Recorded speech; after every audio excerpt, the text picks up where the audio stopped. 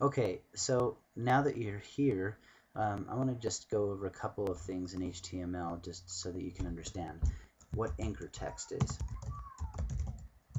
Okay, if I create a link inside my blog post, or anywhere on my site for that matter, there's going to be something called anchor text. So basic HTML link, hyperlink is going to go like this. It's going to go href equals http:// whatever the link is. So I'll just do this in this case. I'll go ladyblogs.com and then another end quote, and then here comes my anchor text, mommy blogger mecca. Now, of course, that's not a keyword I'm really going after, but if I was going after that specific phrase in Google, I want to make sure that that's what it says when people click on it. Now I'm going to go ahead and click on compose, you see, and look at that does. It makes that mommy blogger mecca. If I click on it, it's going to take me to ladyblogs.com. That's what I mean when I talk about anchor text. All right. Another thing about on-site SEO is if you're going to do an image of any kind,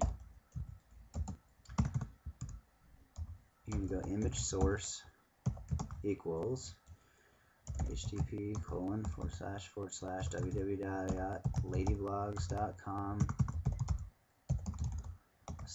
let's just say ben.jpg. In the link here, I'm also going to include what's called an alt tag equals, and I'm going to put the keyword that I'm going after here, mommy blogger. Actually, I'm going to put that in quotes, mommy blogger mecca. Then I'm going to close my image like that. Okay, now this image doesn't exist, so I'm not going to go here and click on compose because it would just come up with nothing. But every time you put an image there, if you're going to actually do straight HTML, make sure the alt tag says that. Now, if you're like the majority of people, you don't want to mess with code at all. All right. So what you're going to do is you're going to be in this mode, in compose mode. If I want to upload an image, though, I browse out to my computer and I find a little image here of, let's see, let's do a profile pic of me. How about me and Jessica? All right, now notice I have some options here. I can choose where I want this image to be posted in my thing. All right, I can also add a URL for it to click to.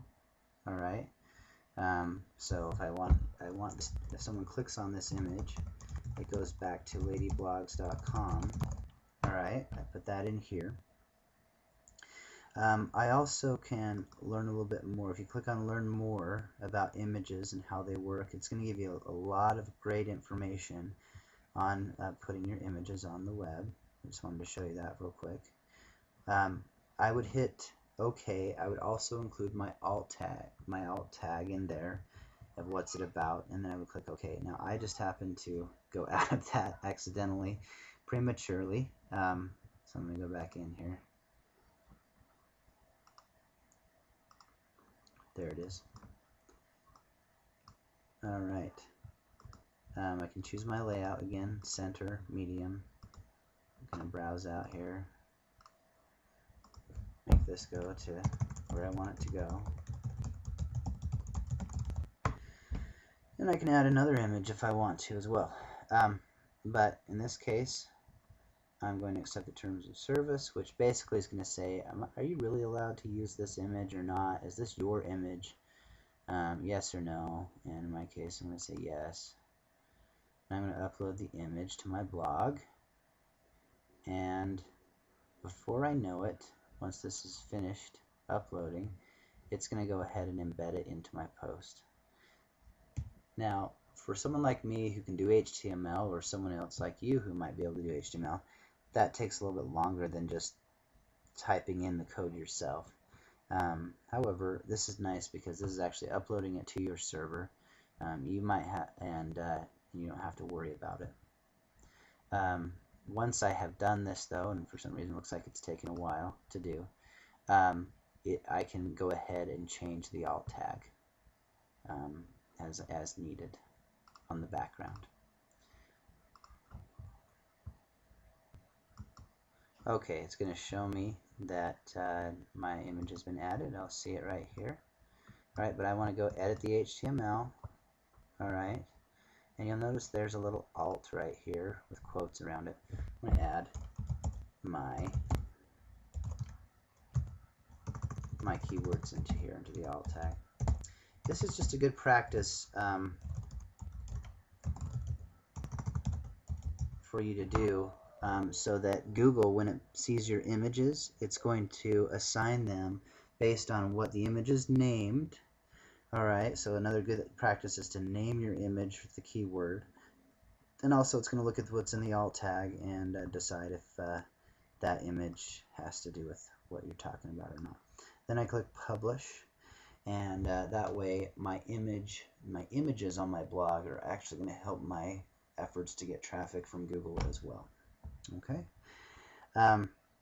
so this has been a quick overview of on-site SEO.